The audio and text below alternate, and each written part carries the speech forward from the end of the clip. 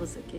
जैसे कि मैंने देखा है कि बहुत से लोग जो होते हैं अपनी बात ही नहीं कह पाते हैं और उनको ये खौफ होता है कि अगर हम किसी भी साइकोलॉजिस्ट के पास जाएंगे तो हमारे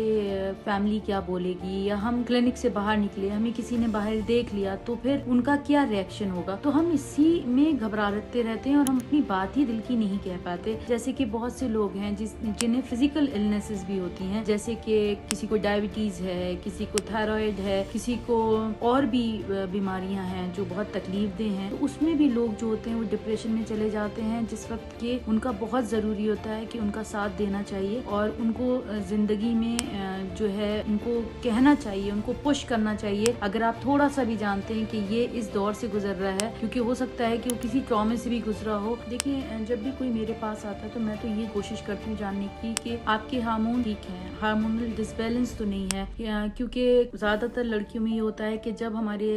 ये चेंजेस आते हैं और जब हम यंग एज में भी होते हैं, फिर हम जब आगे बढ़ रहे होते हैं, जब हमारा मेनोपॉज शुरू होता है तो हमारे अंदर ये सब क्राइसिस होते हैं, तो तब भी हम डिप्रेशन में जाते हैं। तो हमें इन सब चीज़ों का बहुत ध्यान रखना है और आगे हमें देखना है कि हम कैसे अपनी मेंटल हेल्थ का ध्यान रख सकें, और क्योंकि ये बहुत ही ज़रूरी चीज़ है और इसके बिना मुझे लगता है कि कुछ भी नहीं है, क्योंकि जब तक आपका दिमाग ठीक नहीं है तो आपका दिल कैसे सही होगा और आपका काम कैसे अच्छा होगा। शुक्रिया।